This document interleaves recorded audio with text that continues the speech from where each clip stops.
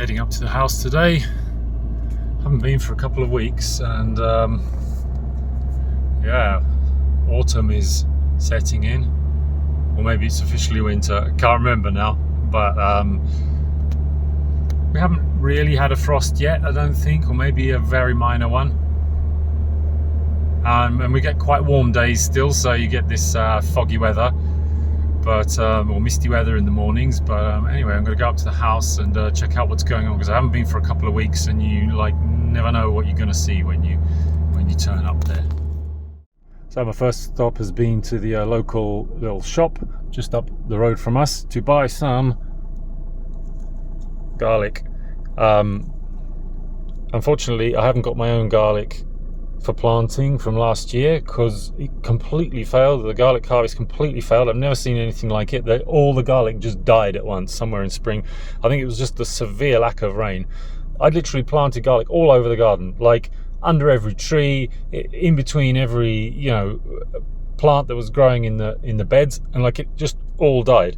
So, and I completely forgot to go to our local market yesterday or today to buy some garlic for planting, and so I just had to stop at the local shop. Honestly, these look fine. I mean, these look quite nice, and they're quite nice big cloves. And I haven't got any great ambitions to grow huge amounts of garlic. It's just a bit of fun, really. I'll show you in a minute where I've planned to grow it.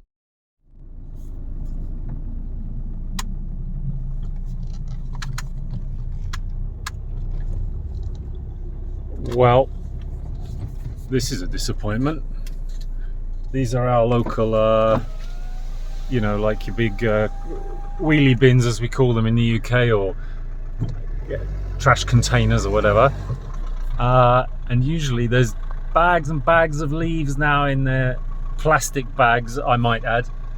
Unfortunately, it looks like the collectors have been round and there's nothing. So this time of year I would normally be fishing great bags and bags of leaves out of these containers to save them for the garden, but unfortunately I must have missed the moment, but there'll be more.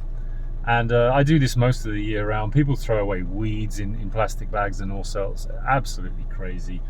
They're throwing away fertility, they're throwing away good stuff for the garden, and I'll take it. Thank you very much. Thanks for going to all the trouble of collecting it. Oh, there's an old guy coming with something in his wheelbarrow. I bet that's leaves. I'm going to come back and grab that later. Let's see. Anyway, let's head on. Just on the way to our house, I just want to point this out. This is just a pile where people just chuck leaves. There's a load. I'll take those. They're walnut. That's why people chuck them out a lot of the time, because they're walnut and they think it's going to be bad for the garden. Well, we'll see. I'm doing some experiments which I will reveal hopefully in spring about walnut leaves. But these growing here are Jerusalem artichokes or sunchokes. I have no idea what they're doing there. Somebody probably threw a few out, and they're growing now like crazy. So I mean, they're not growing huge, but I'm sure you could dig some up, and if we ever get really hungry, I know where to come. Let's keep going. There's my old friend, neighbourhood doggo. Hello. Poor guy. He's literally just left here all the time. I mean, the guy doesn't even live here. He just comes and feeds him every day even. But I mean, it's kind of sad. But he's such a good doggo. Look at him. Let's check out how things are going. Not too many leaves on the floor yet. You can see it's autumn setting in. Let's go. He doesn't speak English, by the way. Grass still very bare. We still haven't had much rain. Wow, real misty morning. Can't wait to go and check out the garden, see what's been going on, and I'll go and get changed first. Alright, here we go. So I think the first thing I want to do is take the compost down to the bins, to the bays.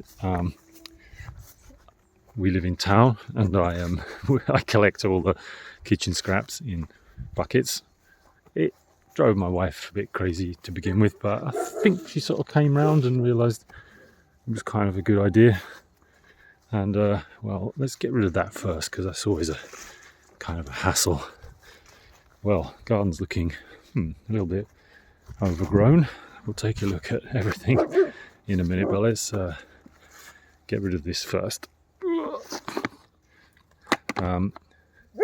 This chervil sprouting all around the compost bin. Some people actually plant chervil as a crop. I just sort of pick it from around here once a year, you know, when it pops up, and we make a few soups and things with it. It's quite nice.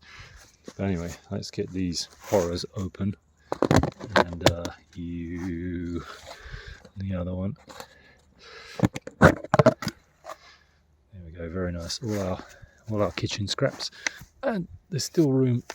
Oh, the doors sort of come open on this thing. I'm just going to chuck it all in here now. Because this all needs to be turned over into the next bay as soon as possible. So I'm just going to make a bit of a space here. Wow, look at all that activity. The bugs are doing their thing. You'll have to see it. See the temperature. Well, the temperature's not that high. So it's quite a slow compost now at this time of year. You're not really getting that super hot thing going on. Nah. But, you know, it's still getting broken down. And, yeah, maybe the weed seeds aren't getting broken down or whatever. But when I turn it over, I think we'll get some heat. So let's chuck these horrors in there. Okay. There we go. Lovely. I'll put some hay in the bottom there. Oh, there's all paper and stuff in there. I've been going through loads of old paper we've got, and just anything that looks like it's fairly, you know, hasn't got much print on it, or just looks like fairly rough recycled paper that can go back in the compost. I just put it in there. I obviously don't put glossy stuff in there, but this stuff I'm fine with. And let's get the other bucket in there. Ooh, lovely. Good stuff, isn't it? Kind of a freak do you have to be to like look at this stuff and go, oh, that's great, you know. But it's better collecting it in a bucket like this than mixing it all up, because they don't even do organic like green waste collection in my city, so it just all gets mixed up with the municipal waste, and I mean, this smells a bit now, but that really stinks. So that's going in there, and what I'm going to do now, I always do, is grab some of this straw, which I've got a huge amount of left actually, so I'm just going to, okay, and this straw, by the way, this is where I'm planning to plant the garlic, but I'll show you that in a minute. Okay, so really I should mix this up a lot better, put a lot more carbon heavy stuff in. Oh, this dog's so annoying. Barky dogs. Don't like them. It's just annoying. I enjoy coming here and enjoying some peace, you know. Oh well. So I just covered this up with straw, and you could do with a bit more, but once I turn it all over into the next bay, I'll maybe add some stuff, we'll see. But there we go. So that's the compost. So I don't grow much annual stuff, at least not very successfully. The soil's just too poor. I don't have time. The climate's really rough as well, but I could swear. I wonder where it's gone. Oh, here we go. This self-sprouted. Oh, that's dead. We had a minor frost, and it's got a few things, but I don't think it quite killed everything. Yeah, this pumpkin looks pretty bad, but I think it might still be alive. Probably because of these roots here. That is all we got in the way of pumpkins, and that's more than most people got as well this year. So good, pumpkins, that's what I like to see. So let's see how the courgettes or zucchinis did. One of my other few sort of perennials that really, annuals that I really bother with, which I never actually managed to grow any of, and I try every year. Yeah, as I say, we had a minor frost, and they look pretty worse for wear. You'd think they were pretty much done, wouldn't you? Or maybe not. It's actually kind of still green in there, and We've got a nice one there. And that's a little bit too big for some people, but I'll take it. Some smaller ones coming up there. I mean, we're having this kind of Indian summer. I mean, if it carries on, you know, we might get another few weeks of nice weather and get a few more courgettes. Oh, lovely. Yeah, that's a bit bigger than it should be, but that's all good. You can make a really nice soup out of them if they're that size. Just whiz the whole thing up, seeds and all, and you know, use your whatever soup base you like to use. And there's some more. So this is completely, I mean, no dig. I just stuck these in the ground, put straw around them. They did nothing all summer. It was only when we had a bit of rain and a bit of you know, slightly more normal weather than the usual 40°C that we had all summer, then they came back. So it's a real struggle growing annuals here, as I keep saying, but what can you do? At least we get something, you know. Juice some artichokes. I have a smaller patch than what's growing on that waste patch over there, but you know, it's all good. We'll have some to probably pick. Not that my family's all that keen on them. I've got to come up with some real killer recipe for sunchokes juice or artichokes. So here's the kind of food forest area. Let's see what's going on in here. I've been pruning these plum trees. Yeah, they could still do with more pruning, but it's such a lot of work. I'll do some more later on in the year, or you know, in winter. But they are a lot more thinned out than they were, and all the thinnings I've just been chucking in a pile here, at least temporarily. I'm sure my neighbour loves this, but on a slope like this, you know, a pile of cuttings like this is another good thing to have to sort of stop water running off. Yeah, it all looks pretty sort of bleak right now. I mean, my main concern is just, again, the lack of rain. I mean, it started like I thought, okay, here we go, it's actually going to rain now. But now, look at it. Like, look at this. It's just, I mean, it's just bone dry. We just haven't had any, you know, I sowed clover here. I was hoping to get clover going. And when those big rains came, briefly, I got that clover down, but you know, after that there was a dry spell. I'm just not seeing any. I mean, there is a bit of clover coming up. I mean, it might have been there before, but no, I think that's actually the stuff I planted. So okay, but it's just so painful, so really problematic, this weather. But I came along and planted some sea berries, and I'm glad to say the elder is definitely the elder I planted out. Of course, this time of year you're not going to expect much growth, but it is actually putting out new leaves and enough roots, I expect, to see it through the winter, and hopefully we're going to see some real growth in the spring from those. And this one's looking really nice, this elder. Look at that. I think we're going to get results from that one.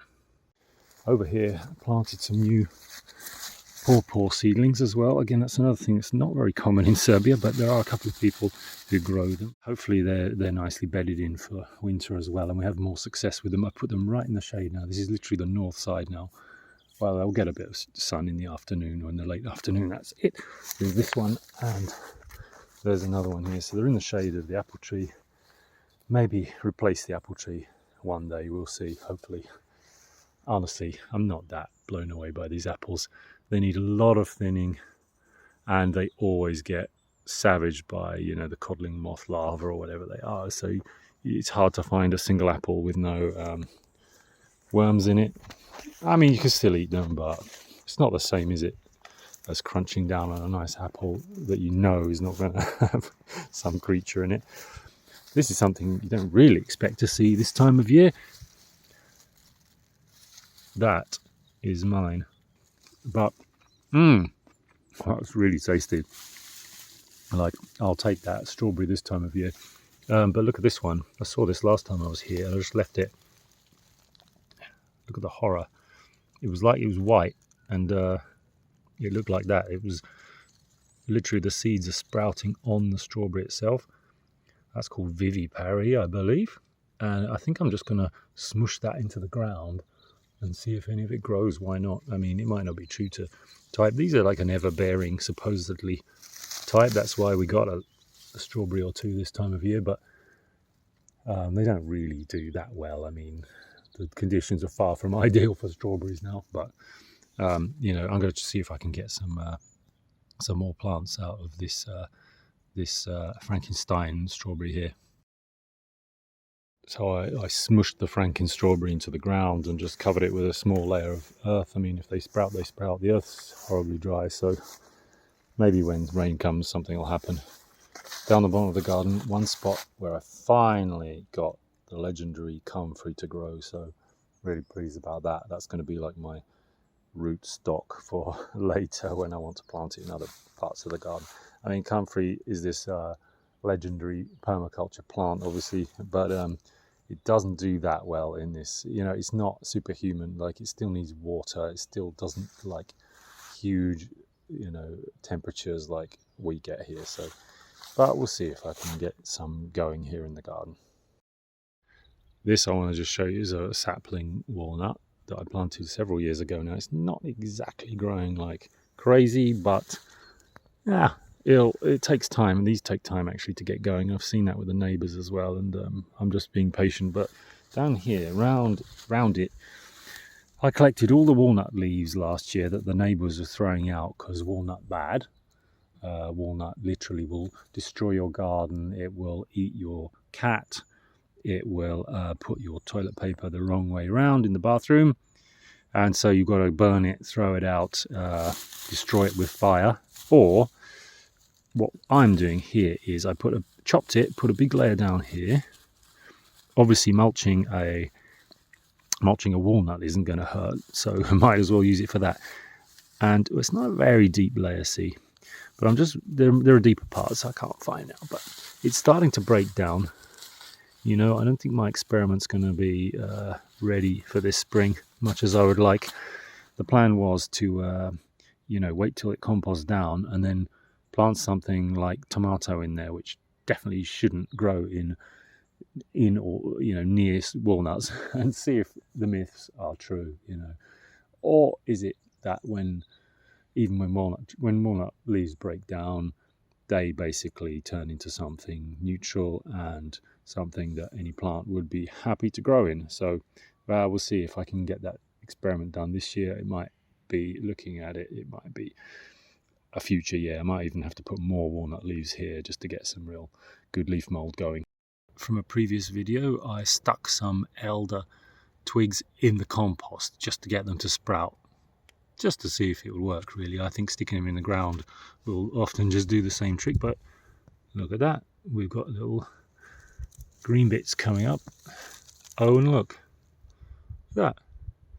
Easy peasy. I'm just going to kind of heel that back in. I'll probably plant those out today. I'm trying to achieve like a living wall, like a hedge in the garden. I think I've talked about that enough in previous videos. So these are going to really contribute to building that. So we'll have a look at that later, hopefully.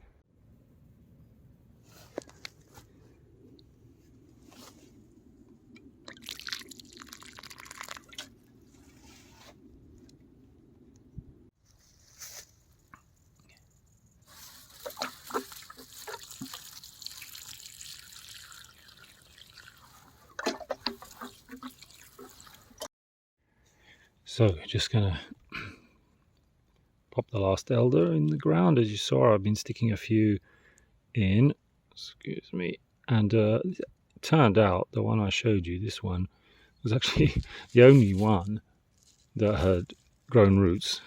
None of the others have, but they're putting out green growth, and the roots don't always come before the growth. So I'm pretty sure they're going to be fine, and I need that compost heap now. So I'm putting the rest of these out in the garden, sort of generally on the borders of the garden. I mean, I've explained before what I want to do with this, but really it'd be ideal if we, you know, we've got a classic orchard here now, more or less still kind of in rows, although I'm getting away from that model towards this, you know, food forest area. But here we've still got a kind of row, you know. I want to get elder sort of growing up amongst these trees and providing a sort of natural, more organic looking hedge or border to our garden. The trees will still be dominant in that, landscape, I hope. But the elder will be sprouting up everywhere and providing first some maybe bit of privacy, providing lots of flowers in spring, I hope, and flowers that we can use as well for food, and maybe the berries as well. I've never used them before. And also just increasing the amount of organic material and the amount of growing roots there are in this soil. We're basically trying to regenerate this area, and elder is a quick way of getting things growing in a landscape. It's one of those relatively kind of pioneering species. I don't know if in permaculture circles it's considered a classic pioneering species. I haven't read up on it, but we're trying to speed up what happens in nature, right? We're trying to speed up the growth of something resembling a forest rather than a short cropped orchard. Okay, so we got the this year's compost transferred into there. Not much of it, but what there is I'll put mostly on the annual garden. I can't produce more than that. Like if I spent my whole time foraging for weeds and other people's stuff from their gardens, then maybe I could fill more up, but I just haven't got time. A lot of the prunings I'm just chopping and dropping on the garden anyway and just leaving them because I don't have a chipper, and anyway it seems like a relatively economical way of doing it. And we've got some cardboard around this bay, and now we've got to get this bay into that bay. So I think I'm just gonna I'm not going to do this kind of filming, but I just want to see it. Oh, look at that. Look at that. Look at them run. Look at them run. Good bugs, good bugs. Oh, there's a bit of native earth in there as well. I'll probably chuck some weeds in there. Someone had dug up and I just chucked it all in there. There we go. Anyway, I'm going to get that transferred into there. That's going to be a bit of a job, but the weather's nice now. Told you. Just wanted to show you one thing while I'm going. Look how dry it is right inside the pile. This is just, how it is around here. I would have to keep watering it. I have done in previous years. Maybe I should have done. I did water it a bit, but still it dries out. I mean, dry compost ain't gonna compost. But, there's wet stuff here near the top and probably near the bottom as well. So we'll just mix it all up in here, and I think that'll help. If I can be bothered, I will go and get some water as well and chuck it on there. Well, I've just finished more or less loading this over into this, and I am shocked at just how dry it was in the middle of there. Like nothing has broken down yet except the kitchen scraps. So I mean, it's good that that's why we turn it over like this, so we can get all that mixed up and some of that moisture and some of that nitrogen mixed up with the carbon and all that. But I'm going to have to. I really hate bringing the hose down here because it's a pain, and I wish nature would take care of it. But we just don't have enough rain. We haven't had rain for a month now, and it's just not getting wet.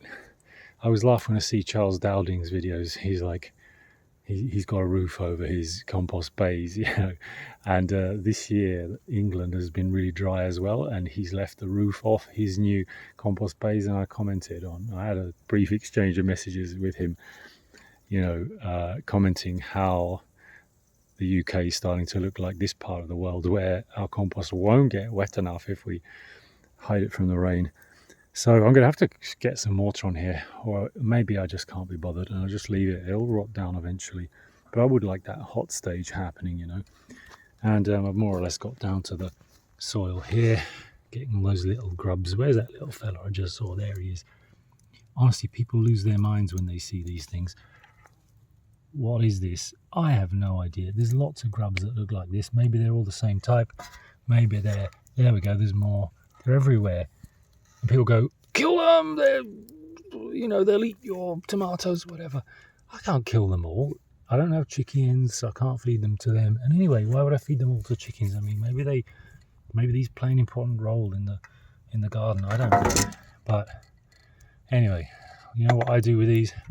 Just literally ignore them and just leave them, because it's probably I'm not an entomologist.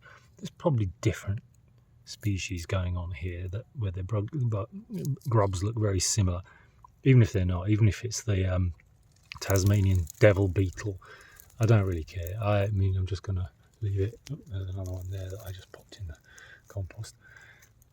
I'm just going to, leave them and just not worry about them, because you can't spend all your time, trying to remove like creatures from the ecosystem. I think you just got to deal with it, And I haven't seen these things causing any trouble so far, other than turning over my compost, which is obviously doing me a favour. So I'm just going to leave them. Oh, while we're at it, did a quick harvest. Like I keep saying, you're not going to see this fabulous bounty from my garden, in terms of annuals. But, I mean, I'm not sort of sour about those YouTubers with their amazing harvests. I mean, of course, the ones that are going to be successful are going to get the best, they're going to become most popular. But I keep saying, I just don't think our growing conditions are really ideal, at least not for a hands-off approach to gardening annuals. It's just, you got to be on top of it. You got to be watering. You got to be, there's a little caterpillar just fell out of my hair. That's interesting. And I just can't manage that here. So when I come, I just see what's grown, completely hands off. No sort of help from me at all.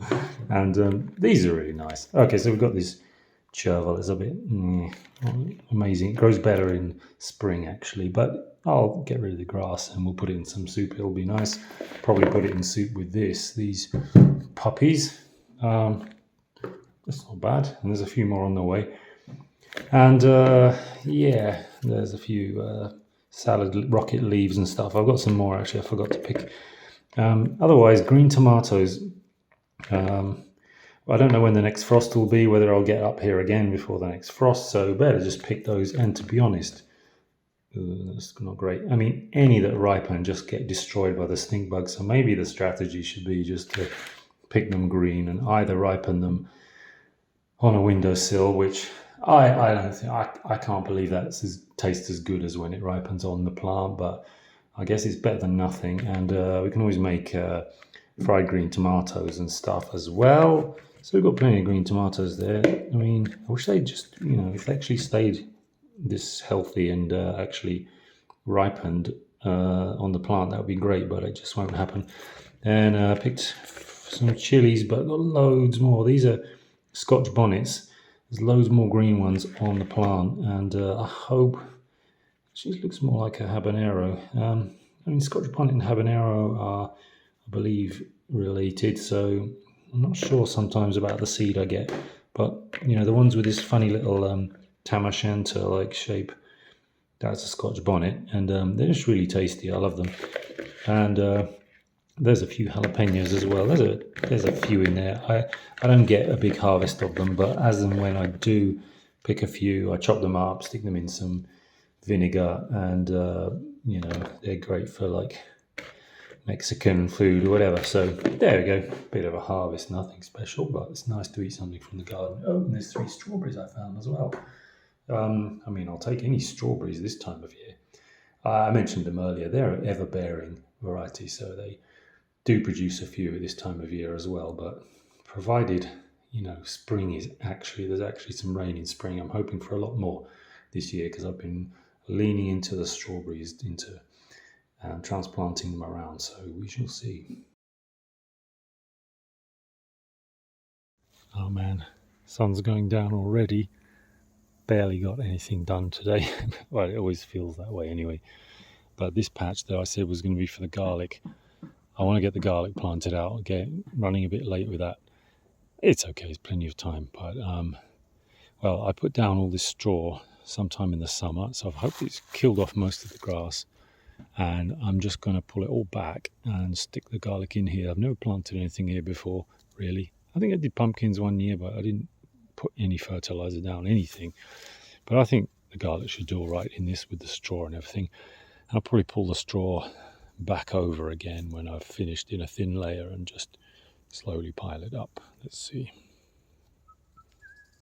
I've pulled the straw back, and I'm quite pleased with how it's killed off the grass and weeds. I mean, the soil's not great, it's the usual rubbish that we have around here, but after I've put the garlic in, I'm going to put a thin layer of the straw back on just to kind of keep it cozy, so it can still grow through it. I've just dug holes in a grid, which you can't really see here, but I'm just going to drop the garlic in. Part of me wants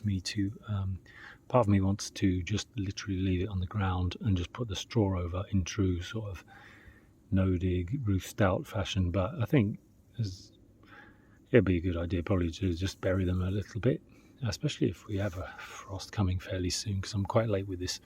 So I'm just going to put them all in and then put the put the clothes in and put the straw back on over before the sun goes down. It's on its way. Okay, you can't really see where I've planted the garlic and where there are skins. In the end, I didn't plant the garlic very deep. I realised my dibber is not great for getting the garlic very deep, but I'm thinking as long as the root end is in the ground, once I put the straw over the top, it'll be fine. I'll just put a bit more straw on and it'll be okay. So I've just done this patch here. I mean, there's about 50 something cloves, and I don't know if they're all going to sprout. That's why I've planted them maybe a little bit closer together than maybe people suggest, 10, 15 centimeters, 7 or 8 inches. I'll just try to keep this layer fairly thin still, just so it's protected. And I hope they sprout, because looking at the clothes now, they are looking a bit old, and they should still sprout, but I prefer to see some green growth on them when they go in the ground. Then I know they're viable. It's an old tomato plant. Let's see, a few more handfuls of this. Okay, so that's quite a thin layer of straw, just to stop the weeds and to give it some moisture to be going along with. And honestly, I think that is all the time I really want to spend on garlic now. This for me, like I say, it's not about the annuals. This is just for fun. I'll have 50 bulbs of garlic at the end. That's nothing really. I mean, we'll use that up in a few months probably. But just to see how it works here, whether the straw method works. When I see some green popping up, I may put another layer on, or maybe in spring, we'll see. We'll see. We'll come back to this. So I think my work is more or less finished here today. That's what it's like here at the Hillside Garden. It's just I don't have a huge amount of time, so I have to come up here and just make the most of my time. And I hope I have done, and I hope I've shared something of interest to you. I'm just going to try and pick some of these quints that you might have seen in some of the shots.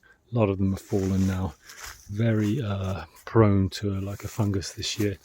So that's a nice one though. You just have to look for the nice ones. Even that one's affected, and they'll all be like that. So you just have to cut them up and use them as best you can. I'll see if there's any on the ground, and we'll just give them to people, or make some kind of jam out of them.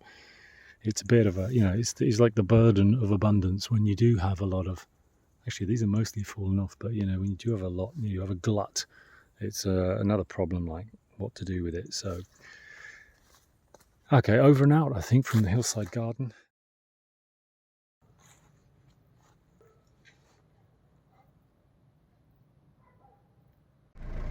Just heading home, and driving past the bins again, and sure enough, look, huge plastic bag of leaves. There's another one in there. There must be loads. There must be several in there at least. I just can't now. I just have to leave it. It breaks my heart, but I can't be fishing. It's dark now. I can't be fishing bags of leaves out of the bins. I guess there'll be more, but see, such a waste, and such a great source for us who appreciate the value of such things. of, well, mulch, of leaves, of fertilizer. So I hope I get a chance next time I come by. I think I'll have more luck, and yeah, but you just can't do everything in one day. It's been a long day. I've had some other stuff I've done off camera, and it's time to go home, so I'll just try not to think about it, and yeah, and I'll be off, leaving it behind.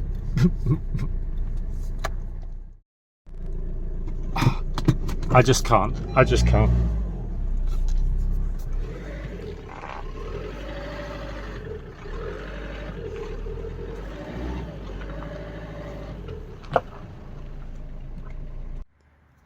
do it. I cannot leave this in here. Look at it.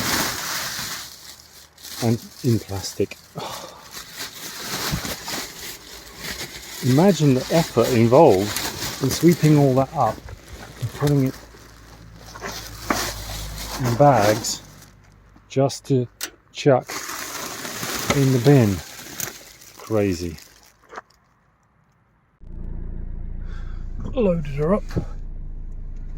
Let's get back to the house and offload this.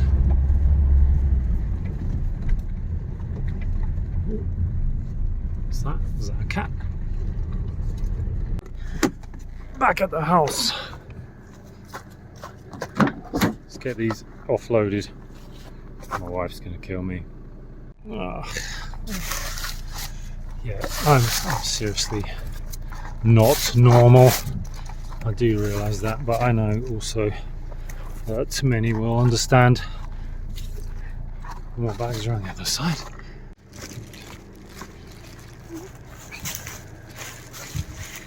Just chuck those there. Okay, that's the lot. Not bad for 10 minutes extra work. I mean, I should be halfway home by now, but I just couldn't leave them. Could not leave them. 6 bags that someone's very kindly collected up for me, and they're just going to go around trees. They're just going to be mulch for around trees because I don't have wood chips. So one of these bags can mulch a small tree. Is that walnut? That one might be walnut. Or is that laurel or something? Is that walnut or laurel? I think that might be walnut. Okay, so maybe that can go to my walnut experiment. Okay, pine needles. Nah, I wouldn't have got that if I'd realised that was pine needles. I got plenty of those, although I can still use them. And 3 big bags of quite nicely chopped, I think, random leaves like linden and stuff. So we'll take those. Right, now it seriously is time to go home. See you later.